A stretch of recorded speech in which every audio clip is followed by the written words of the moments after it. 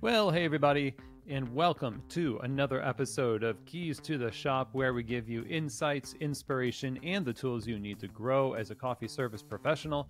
My name is Chris DiFirio. I am your host for the show, and I'm really excited to have you along today as we talk with a past client of Keys to the Shop and a really interesting entrepreneur and professional in the world of coffee, Acey Slade. Well known in the music world as well. So it's going to be a really cool conversation. Pleased to share it with you. Now, if you are wanting to stay up to date with all of the content that we generate here on the show, generally about 8, sometimes even 9 episodes per month. We've got over 900 episodes total. So go ahead and subscribe, like, share, ring the notification, and all that jazz. That really helps the show. Now, I want to make you all aware, the year is ending, New Year is about to become a thing, 2025, and we are halfway through almost our 3rd season of the Key Holder Coaching Groups, this mastermind group of coffee shop owners gathered together to help encourage each other, work through specific problems, come up with solutions, share resources. There's tears, there's laughter, there's progress, and encouragement is great. And I am so blessed to be able to have, facilitated now 3 of these seasons, but a 4th season is happening in March 2025.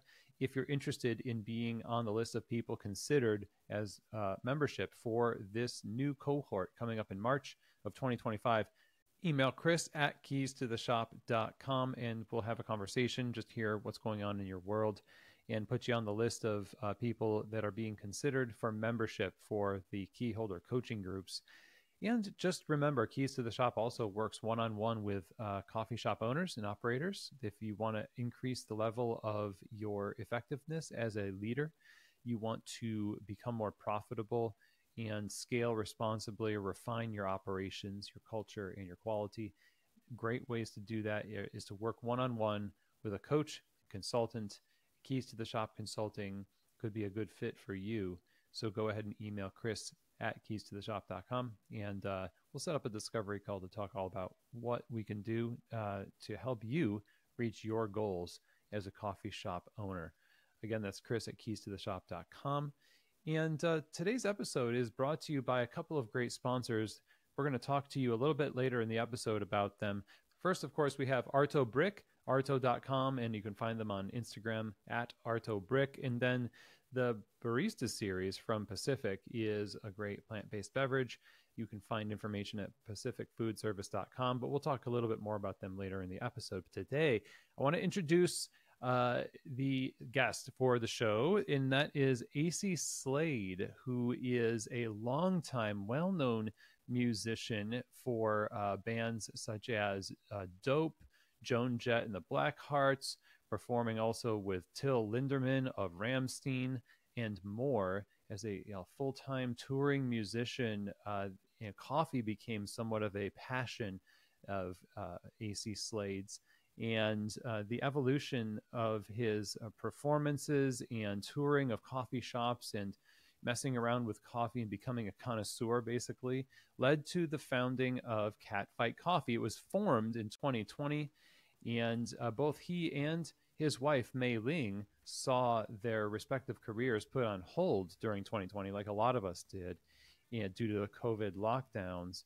Acey had a previous background in the coffee industry, and his wife, Meiling, has a successful career in the beauty industry. Over the years of running the business, since 2020, they've done an incredible amount of business on e-commerce. Their coffee is available in over 80 retail outlets across North America, and they are focused on quality and also creating accessible inroads to specialty coffee. They have flavored offerings, they have straight ahead coffee nerd offerings, and right in the middle of the road. So there's something for everybody. But they don't just do the e-commerce. They cut their teeth a lot on the pop-up event circuit at music festivals and at conventions, things like punk rock festivals or horror conventions and the like. And Catfight Coffee has found a unique niche that it serves, and serves very well the best coffee possible.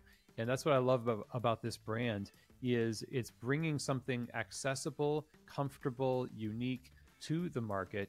And they have just opened their first brick and mortar. This is when I met Acey as somebody reaching out for some consulting and coaching on setting up the cafe to begin with. And we worked a bit together to help him bring this to fruition. And I just really wanted to bring Acey onto the show to tell his story, to tell the story of Catfight Coffee, because I think going from this, world of full-time touring musician to coffee entrepreneur in e-commerce to brick and mortar is such a cool story. So I am really pleased to welcome to the show Acey. So here now is my conversation with the co-founder of Catfight Coffee, Acey Slade. Acey, welcome. How's it going? Welcome, Chris. Thank you. Yeah, we've worked together. You are a client of Keys to the Shop, and it's how I got to know a bit about your story and Catfight Coffee. And so I'm pretty familiar with the whole evolution of your brand and what you've been building. And you've been building it for quite a long time. That's the thing, is you've got a brick and mortar now that you're running. It's keeping you very busy.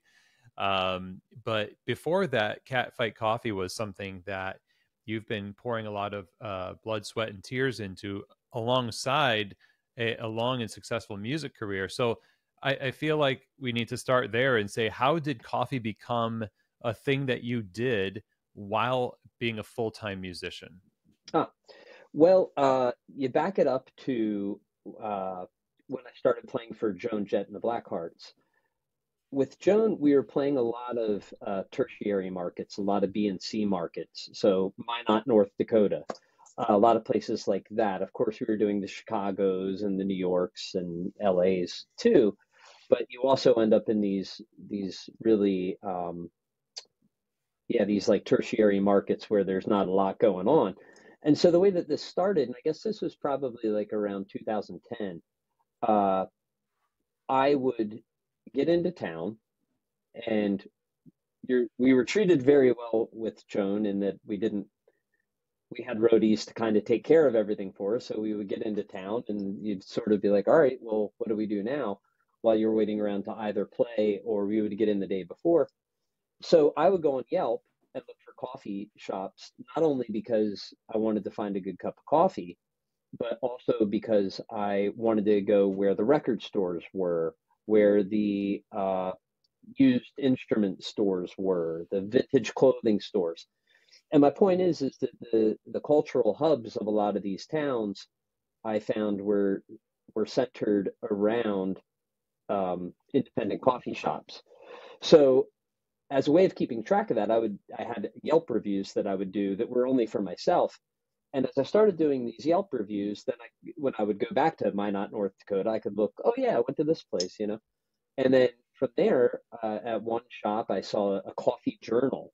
I was like, well, wow, I'm journaling the shops, Yeah. But what is a coffee journal? So then I started journaling about different coffees and learning about processing and elevation and origins and all that stuff. So that's how music kind of got me started in that. But then you fast forward to pandemic times. I'm playing for a band called the Misfits and also a band called Dope. And my wife is a makeup artist, and we're both in the car and we're driving. And I had some attempts at coffee previously, but that day she got a text saying that she had no work because she's a makeup artist, right? And I got a text saying my tours were canceled. And we looked at each other and we said, hey, now's the time to start that coffee company that we've been talking about doing. So music and touring helped me to discover coffee, but music stopping helped me to start a company. That's really cool. You were talking about starting a coffee company at that point, you just mentioned. And what kind of, did you have already the name and the idea in, like, this is what we're going to do if and when it's possible? No. it became serious that day. And at that point, it was very obvious that starting an e-commerce coffee business could work because everybody was at home. So when we started it, it was more like a side hustle type of thing. So it was a little bit like, hey, if we start an e-commerce coffee company, it could be a really cool side hustle. Additionally, too, we did a lot of licensed coffees with bands and movies and stuff like that. These were other people that were looking for revenue streams too. So Yeah. the bands that I was friends with, I'd be like, hey, why don't we do a coffee together? You can have another revenue stream while you can't tour as well. So, but so we had the concept of it being an e-commerce business. The name, we just loved cats. We wanted to do something that was a little kind of dark and mysterious and edgy. Like I didn't want the coffee company to be called like Even Flow or something, something tranquil, nothing like that. We wanted something that sounded a little disruptive, and cats are always disruptive. Uh, so Catfight, Nice. we're like, what? We were like, cats are cool. What a cat, black cat, or cat, and all of a sudden I just like Catfight, and it was like, boom, that's Hmm. it. Nice. And so that was the e-commerce part of the business. And you at that time, by the way, that would have been a great Pearl Jam uh, name, Even Flow. But anyway, the concept itself as an e-commerce, I mean, you quickly went into pop-ups Correct. with Catfight Coffee. You had been, I suppose, let's talk to Acey and see where the great coffee shops are to go in this town. You've already kind of been this trusted voice of coffee amongst your musician circles, right? Mhm. So, how did the pop-ups start to? Did you have to really pursue them to convince people, or were they kind of asking you to begin that? Well, a little bit of both. The pop-up started because, uh, if you remember, things like punk rock flea markets, horror conventions, oddities events, things like that. Uh, People started doing them during while the pandemic was starting to taper off, and they were doing them Mm-hmm. outside. So they were outside type pop-up events, and they were kind of following the model, I guess, of like farmers markets in a way. So, so we started doing that, and one piece of leverage that we had was that all the vendors wanted good coffee. Do you know what I Yeah. mean? So it wasn't just that we were providing, we weren't just another vendor that was selling to the customers. We were vendors that were selling to the other vendors. And that made us really attractive to a lot of the people that were putting these events on. Well, you had this journal of coffee that you had been keeping. How did you decide what kinds of coffees would represent your brand? What was the decision that curated the offerings that now this is who we are? You know, it's funny that there's that saying, the customer's always right. And you tend to think of that in the way of like when there's a disagreement, right? Or Mm-hmm. at least I did. But the customer is always right also with how they pay. You know what I'm saying? So um, with my coffee journal, I guess like a lot of people, like once I discovered, like I'll never forget, I was at Think Coffee on Mercer Street, and I went in for a drink, and I probably wanted like a Nutella latte or something, right?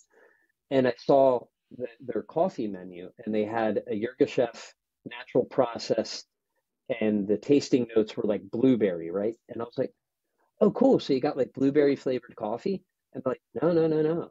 This naturally tastes that way. I'm like, what do you mean? And they're like, well, try it. And I drank it, and it was like my head exploded. I was like, this is awesome. And it was like a light roast, and you could taste the berry notes and all that stuff and everything. And so I quickly really got into a lot of single origin type coffees and things like that, and trying light roasts for the first time and being like, oh my God, this is a whole other world.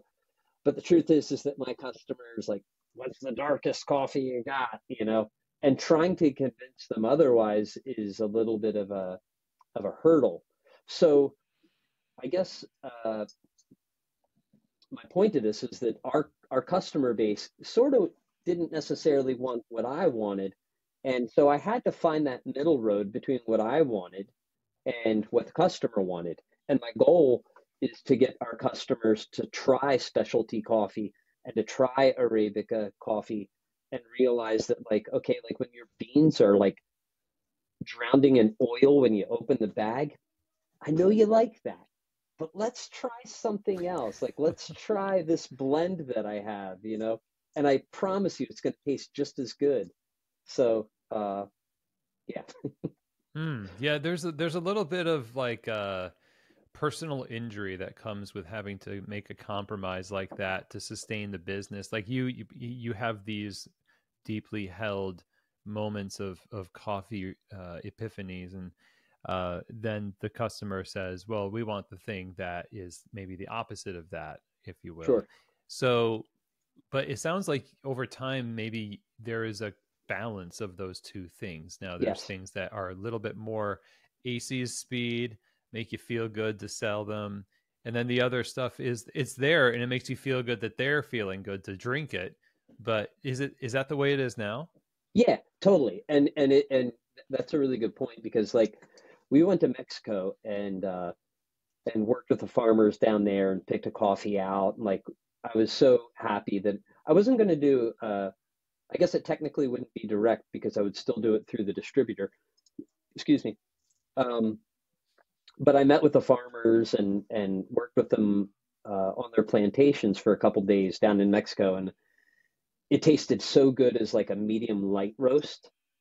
And when I came back and I tried to introduce that to our customers, they were just like, "Yeah, no, I like a dark roast." And I'm like, "But I went and I worked with the farmers and I did all this stuff." And like, "Yeah, you got anything darker?" Uh, I was like, "Oh man, my heart broke." yeah.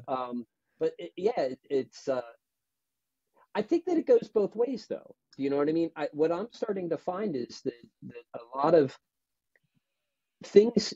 There's a coffee in our range that's called Black Magic, and we use an Arabica bean, and we do flavor it with natural uh, English walnut. It's black. We call it black walnut, and I've kind of been trying to push that towards my friends that are more third wave coffee snob types. Like, listen, man, this isn't bad either. Like, why not try this?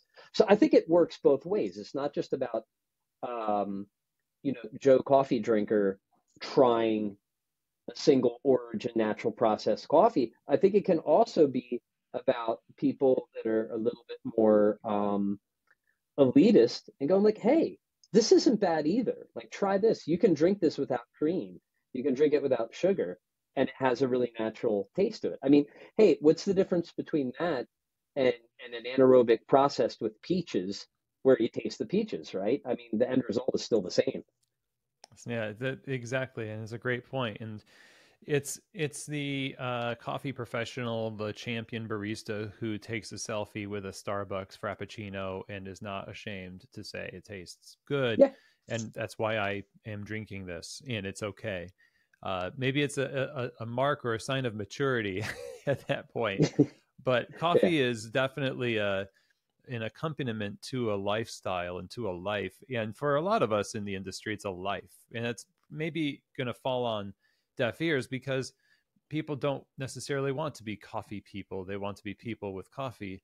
And you've marketed Catfight Coffee in a lot of the pop-ups. You're going to a demographic that I don't know if there was a lot of coffee vendors at like horror conventions and things like that, but these are the types of places that at shows, and there's a group that you're trying to say, hey, this is an accompaniment to your lifestyle, and this is we're kind of meshing with that. Talk to us a little bit about the marketing beyond the bean itself, but just in the lifestyle aspect of it. Hmm. Well, you know, you brought up a good point. Like, one thing I realized, I don't remember I don't remember how or why, but I was on YouTube and I was looking for somehow or another coffee reviews, right? And there was a person on there that was reviewing uh, a coffee. I don't like to speak poorly of anything, but it was like Folgers or Maxwell House, something like that. Yeah. And she was doing like a coffee review of it, which on one hand I thought was a little funny, but something occurred to me, which is like, listen, that person's cup of coffee is just as important to them as somebody who is a little bit more of a highbrow type of thing. Like who am I to say that it's silly that you're reviewing Folgers? You know what I'm saying? Like Mm, it's that is just as important, that waking up and that first cup and the process that they go through is equally as important to them as it is to somebody who thinks they're a bit more highbrow, yeah. and that was like a light bulb moment too, just like the think coffee thing was. So was this. It was like, both are equally as important to the person that's drinking it, you know. That's a great point. Yeah. And so you have a variety of things to offer, and then you show up in the world that is where people are, and it kind of it feels like it's right alongside. It's on brand. Talk a little bit about branding and style and marketing and how you approach that, and where you have, historically with the pop-ups especially, kind of targeted a demographic. I look at it this way, right? One of my favorite bands put out a record, right? And the album cover was terrible. It was very boring. And I said to my friend, like, we were just talking about how their catalog is so great. Like, yeah, every record's great. I was like, yeah, but that one record. And he goes, oh, I knew it was going to suck before I even put it on. And I was like, how'd you know that? And he said, well, if they didn't put any thought into the record cover, how am I supposed to believe that they put any thought into the record? And I employ that logic in everything I do. So if I don't have cool branding on everything that I do, how am I supposed to convince people that I put any thought into the coffee itself? I think sometimes people look at it the other way around. Like it's like, oh, you need fancy branding and fancy marketing to make up for the fact that your product's not that good. For me, it's the complete opposite. It's like, no, how am I supposed to convince people that this is the bomb if I just put it in a very minimalistic design? Oh wow. So it really does attract people initially, and then the coffee just delivers the final punctuation of that promise. 100%. Yeah. Nice. Okay. So what was people's response as you developed the pop-ups, and people started giving feedback on the coffee, and the experience and the branding and everything else?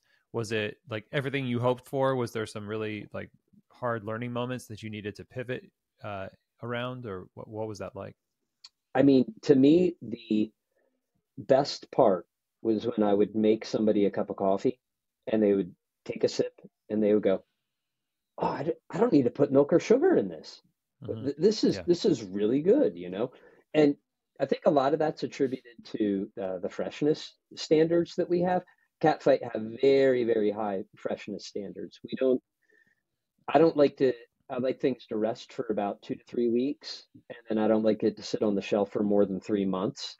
Really? At three Yeah. months to me, that's when I try to cut it out, which financially, um, you know, isn't the best move. It would be a lot better for me to buy massive quantities and sit on it, but nothing that we do uh, sits on the shelf for very long. So we do small batch roasting. Yeah, so that freshness really makes a difference in now having good feedback from customers all over the country as you promote the brand. It's still an e-commerce brand plus pop-ups. Eventually, the brick and mortar becomes a reality, and I'm curious about if this was a part of your plan in the beginning. Did you feel like, yeah, we eventually want to have a coffee shop, or did that come about on its own? I think it was always in the back of our mind, um, because I've just always loved coffee shops, and I felt like a lot of the coffee shops that I'm seeing now don't really have uh, a warmth that personally I like. Like I I remember New York City, like I mentioned that Think Coffee, their Mercer Street location. was just the ultimate hang. You know what I mean? And now there's this very industrial, minimalistic aesthetic, which is found with a lot of places, which I feel like I walk in and I'm like, oh, I know I'm going to get a good cup of coffee because it looks very industrial and it kind of feels like a dentist's office a little bit, but like there's nothing about it that really what makes me um I don't know, feel like home or feel like I want to be creative. That's a big part of it too, is that to me I wanted to have a shop where people could feel creative. They could meet other creative types. I feel like the third space thing has become about work, and that focus has become like, okay, we've got outlets everywhere, and of course you need to have that. But there's the social component too, and there's the creative component too. And that's Yeah. what I wanted to see in a shop. Okay, so in doing that, I really appreciate where you're coming from, because it feels as though the idea that we want to offer a variety to help people make it a very personal and meaningful experience to drink coffee would extend to the shop itself, so that when you walk in, you don't feel like you need to perform, some series of movements to get the right coffee, or to you're being judged by just simply walking in there, which a lot of these spaces can feel that way, that highbrow, like you say. Yeah. So designing it means it needs to be approachable, something that people are like, yeah, this is not a place that's setting me up to be, under a microscope. So how do you go about doing that? Good question. Um, we put a lot of thought into, honestly, a lot of kind of and I didn't even know that we were doing this while we were doing it, but it's kind of that French cafe type warmth with like kind of the not industrial, but like the distressed walls, a lot of banquettes, a lot of sofas, um, yeah, a lot of artwork on the walls. We call them Easter eggs. So there's a lot of Easter eggs in our shop. So we have like one table that's like floating. Um, I guess I should add that while I was when we started to turn the corner and realized that we probably wanted to open a shop, I was actually on tour,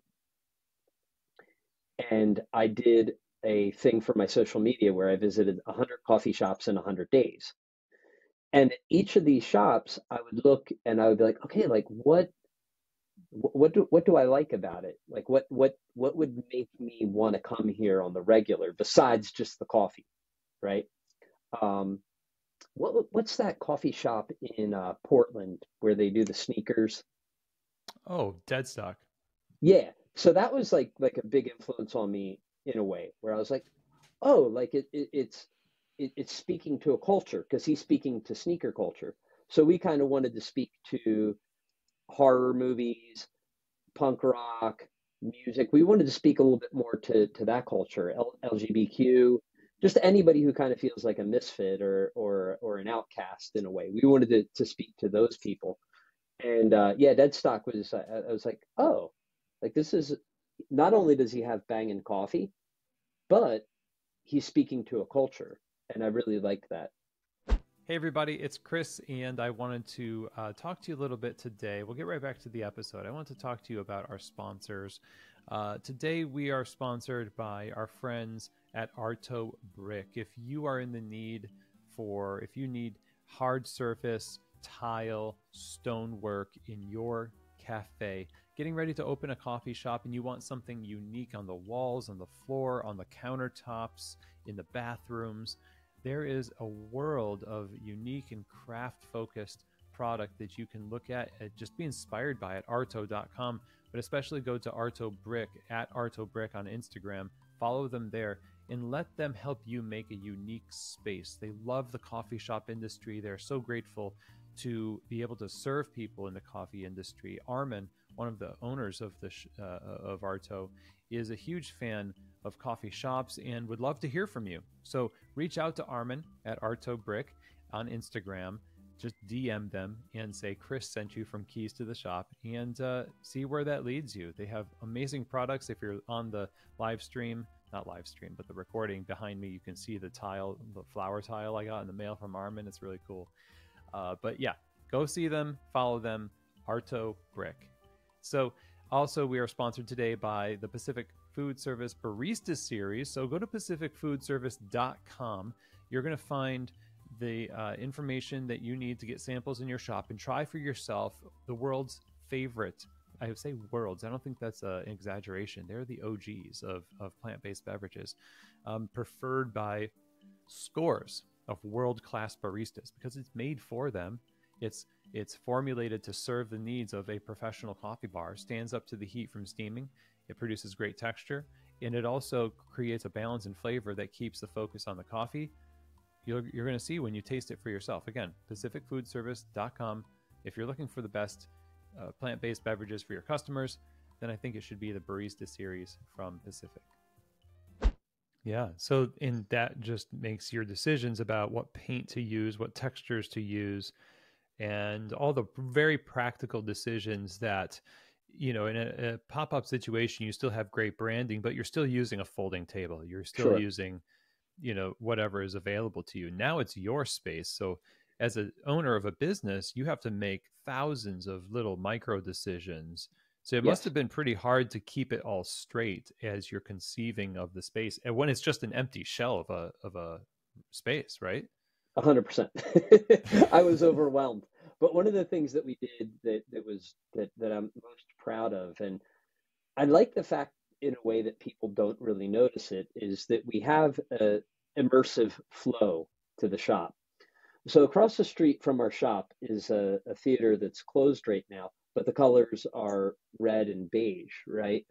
So I made a conscious effort to have some red velvet drapes, and then our wall, I color matched the colors of the theater to the colors that stripe our wall. And the idea behind that is that there's a flow from the theater across the street into our shop. And then when you look out the back of our shop, there's a lot of trees. So we have some Spanish moss and some olive vines coming up the wall, and they look like they're kind of coming through the window. So I sort of wanted to have a flow of like it just being completely immersive. Like you can't tell where the outside begins and the inside ends, if that makes any sense. No, that's great. That is taking into account a lot of details. That's pretty cool. Yeah. So you're now you've got possession of the space, but you're building it out. What are some of the most challenging aspects for you? I know there was a lot of just, you know, working with the city. I mean, the city can be very helpful and sometimes not. Working with the trades can be easy sometimes not. There are some unknowns when you're doing a brick and mortar. For you, what were those challenges that you got to overcome and grow from? I mean, to be honest with you, if I were to do it again, I would probably pick a shop that already had the plumbing and already had everything kind of set up for either a restaurant or a coffee shop or even a hair salon, because plumbing was the biggest struggle for us. And it's surprisingly hard, especially out in the suburbs, to find plumbers that kind of could understand the plumbing that you need for a coffee shop. So like a reverse RO system, like I had a hard time finding a plumber that could do a reverse RO and just understand like, okay, a 3-sink needs to go here, but the reverse RO, like, oh, so you don't need a filter for the 3-sink? It's like, no. No, we don't, you know. So that was a challenge. And then eventually you find your guys, you know. So now I have good guys, and I probably everybody who opens a shop would tell you that it takes a time to find your right contractors, your right electricians, you know, your right plumbers. And now I feel like I got the right team. But yeah, that like painter, I landed on perfectly the first time. Contractor, I landed on right the first time, but plumber and handyman, that was a nightmare. Yeah. Are you do you think that a lot of what you did before, can you trace your success in the cafe and in certain aspects of it where you're just like, I kind of know what to expect. I kind of know what I'm doing in the running of the cafe because we did so many pop-ups and we did a lot of face-to-face customer interactions. Was it kind of a one-for-one comparison? Because it feels like you must have had some strength built up in hospitality, even though they were pop-ups, not a brick and mortar. But did you see that being a strong suit because of all the work you did? Well, that's what I thought. But I thought that, but like one of the things that I love about having a brick and mortar location is the control we have over the drinks now. You know, like when you do pop-ups, it's helter skelter. And I also think I don't want to say it lowers the bar for the customer's expectation, but when you're buying a cup of coffee from a tent versus buying a cup of coffee from a place that looks as cool as our place does, the expectations and levels are way different, you know. Yeah. And a lot of times at pop-ups, people are like walking around, there's no coffee there at all. So they're just happy to have something. Fortunately for us, our pop-up coffee is good, but we don't do espresso drinks. We don't have pastries, anything like that. So, um, yeah, I thought like we do pop-ups, like this is going to be easy, no problem. It's a whole other animal, whole other Right. beast. Yeah. It's a great opportunity to have that control, but then of course there's more responsibility and more things to manage in the process. Yeah, responsibility is a responsibility to the customer. That's a great way of wording it. Yes. So customers come into the cafe now and they experience what you've built. How was that first week? Scary, you know, because we soft launched, you know, Right. and I didn't want to do that. Like you know, part of my thing with music is like, yeah, we got to have this massive grand opening and rockets, and I want to have searchlights and gorillas and whatever else, you know. And well, the town wouldn't allow me to do rockets, gorillas, or searchlights, so there was that. But the other thing too is like you do need to find out that like, you know, not to keep throwing my plumber under the bus, but it was like, so we had everything set up, and we were using our KB90, and we were using our grinder just for ourselves, you know, because we weren't quite open yet, but we were still doing business out of the place, and that was all right. But that is a whole different thing when volume starts to come in, you know. So all of a Mm-hmm. sudden, we found out that our plumbing was inadequate. We found out there was a problem with the KB90 because it was a refurb. It wasn't a brand new one. Yeah. So there were issues that only revealed themselves once we were actually a fully functioning coffee shop. So it was a really good move to soft launch. Yeah. Yeah. So you experienced those things in the first week. Yeah. Wow. And so, I mean, obviously you fixed them, but Yeah. did it, you, the next week were just fine? Or did it take a little bit of time to right the ship? No, we've actually been pretty lucky. Nice. After that first week, after we fixed everything, um, everything's been, you know, I don't think it's ever smooth sailing in a coffee shop behind the scenes. You know, there's always bumps and grinds and unexpected hurdles. You know, I Yeah. mean, you know, like our our distributor for all of our milks and all that stuff. They usually deliver Monday night, but the truck broke down. So I got here and I'm like, "Where's the oat milk?" It's like, "Oh, you didn't get the message?" No. Oh, well, their truck broke down, so they're delivering it later today. And I'm like, all right, so what about the people that are coming in for oat milk this morning? You know, things Yeah. like that. So, yeah. You worked with a lot of people in uh, the years beforehand. Different people would sign on to work the table, serve coffee. You've worked with people in all sorts of capacities as a musician. So at this point in life, I'm sure you've got a pretty good sense of the kind of person that it takes to run a business like this, or not run at least, but to serve within it. So when it comes to hiring and looking for people to help you in the pursuit of this dream, what is it that you look for, and how did your experiences working with people up until this point really inform that? Well, hiring for pop-ups is different than for the shop. Sure. Because with a pop-up, you're going to work with that one person for 6 or 8 hours, and it's going to be pretty intense, hopefully, if you're busy. And it's a lot of hard work. Setting up the tent, setting up the kit is hard work. You're working hard through the day. Breaking down is hard. But and when you're working that hard, like personalities, like you don't even really have time to talk to each other. So it's like as long as you're busting your hump, you're good in a lot of ways. You know what I mean? Like, can you sling coffee? Can you move fast? Can you help me tear this down? Great. I don't need the personalities just don't play in as much unless they're at the register. Got it. Whereas in the shop, there's not more downtime, but you know what I mean? Like that, like there's a little more time in between where you're talking to each other. So the personalities do come into play more. And also we wanted to, I guess when you do a pop-up and it's like, okay, we're doing a punk rock flea market. Do you want to work this punk rock flea market? That's going to attract a certain person, right? But when you have a brick and mortar, it's not always as clear the type of person that you want to hire. I guess Right. the applications that we got, and I felt a little, what's the word I want to use?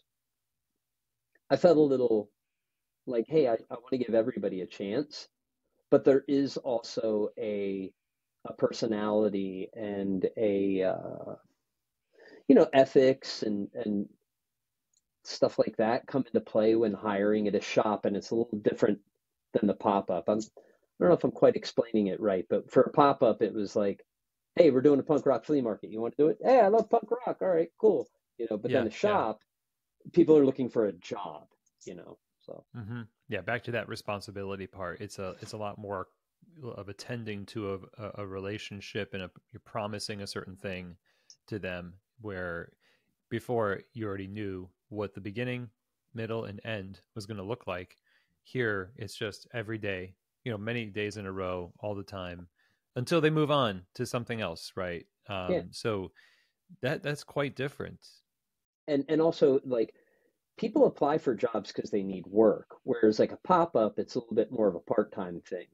So, just finding people that have the same values that we have and are going to embrace the core values of the company too, Hmm. was a little, um, not a hurdle, but it was something I didn't quite see coming, I guess. Okay. Yeah. So the core values of the company is one of the things to guide the hiring process. Right. And obviously, you get better and better at that as you start to apply it in seasons to come. And how many months has it been since you have had the brick and mortar open? Too.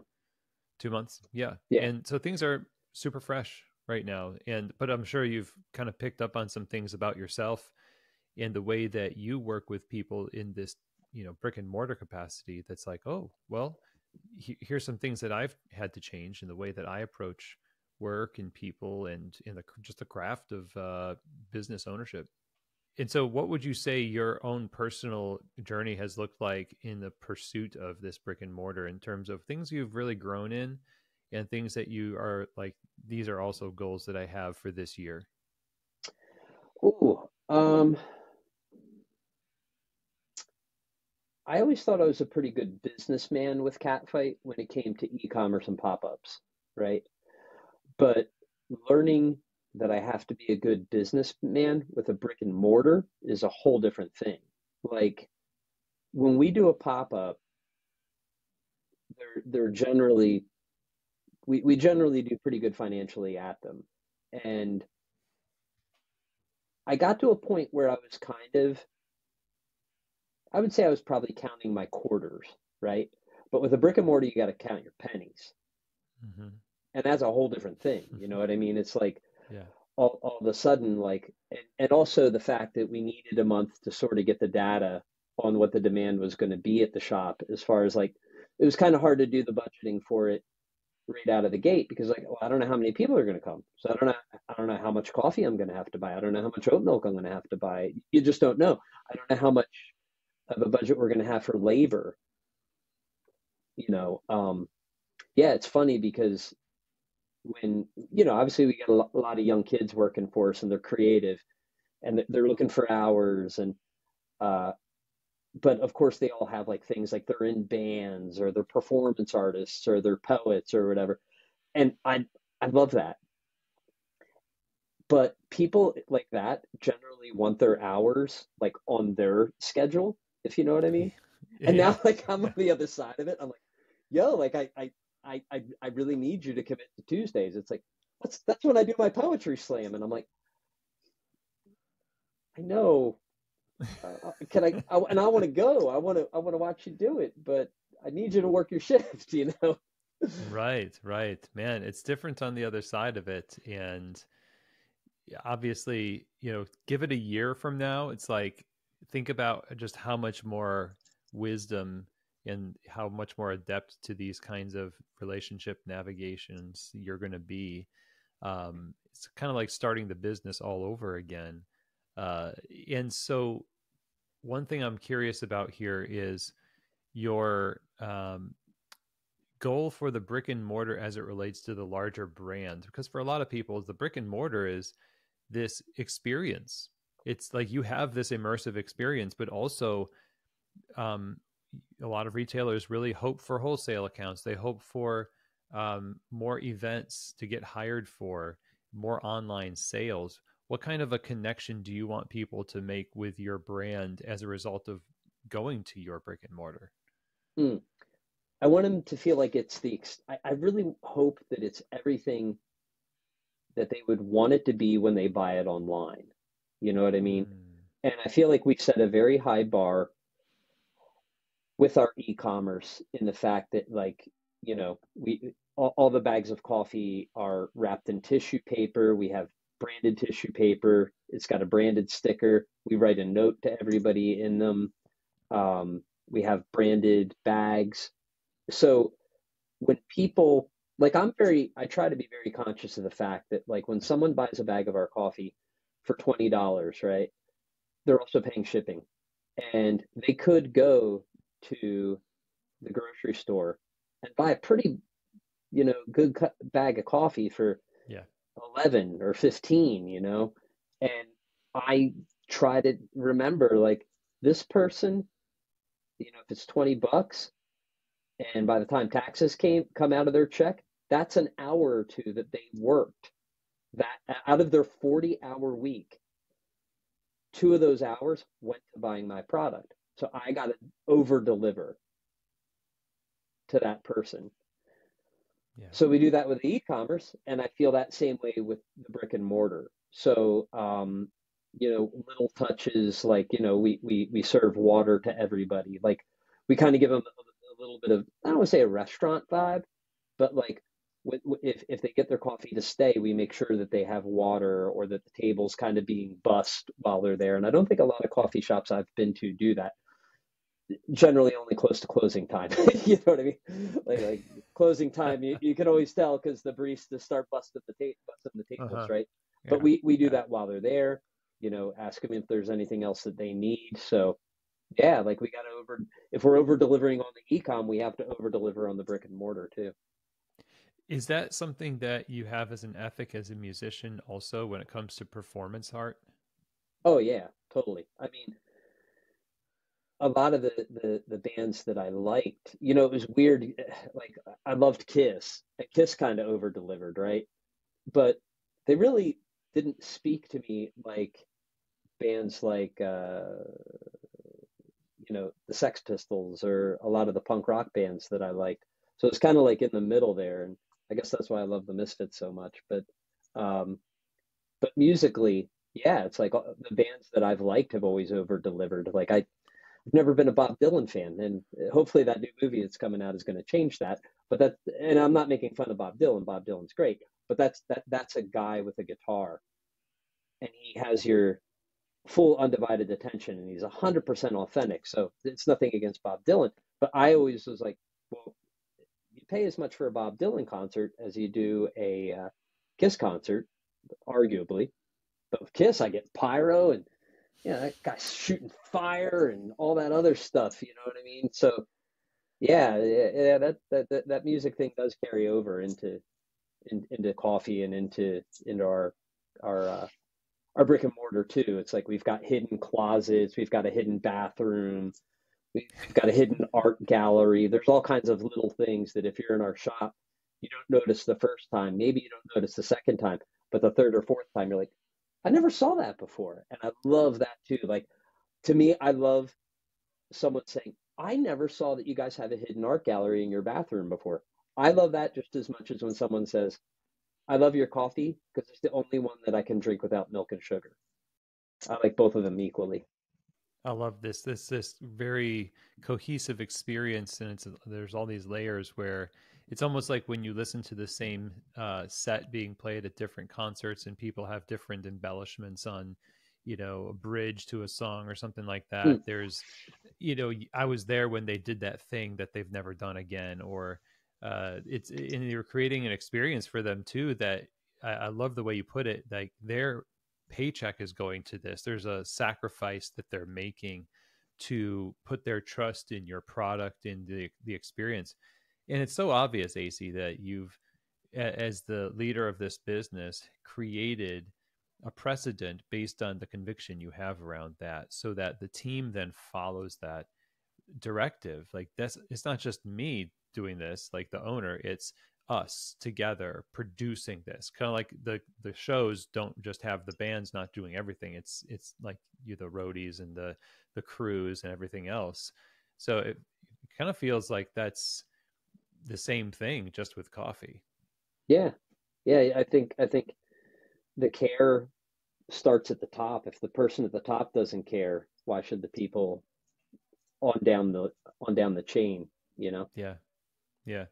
Well, this has really been an awesome conversation. I'm glad we can get you on the show, and so excited for your brick and mortar. I would just ask one last, like, what's the best piece of advice that you have for entrepreneurs who are getting ready to take the plunge, let's say, to a brick and mortar from similar beginnings, kind of You hashing mean it out in the pop-ups?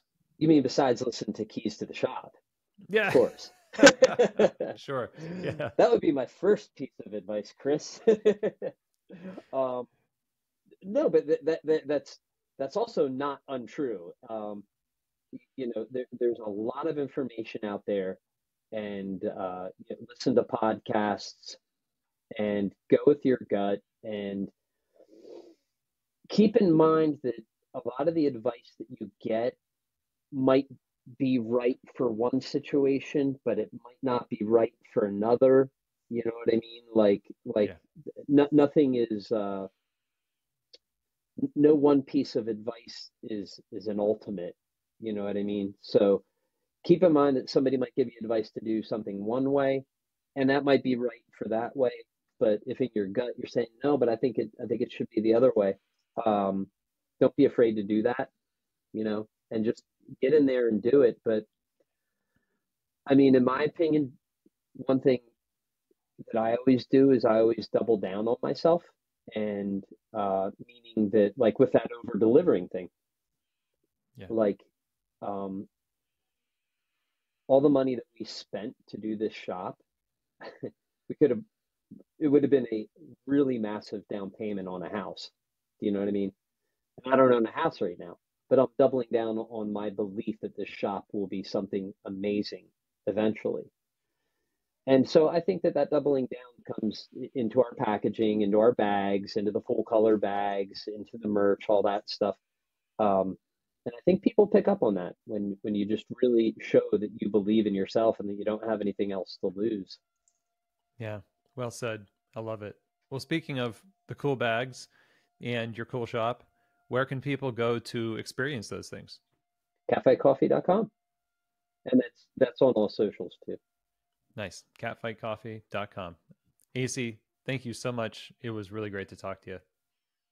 Okay, everybody. Well, I hope that you enjoyed that conversation with our friend Acey Slade from Catfight Coffee.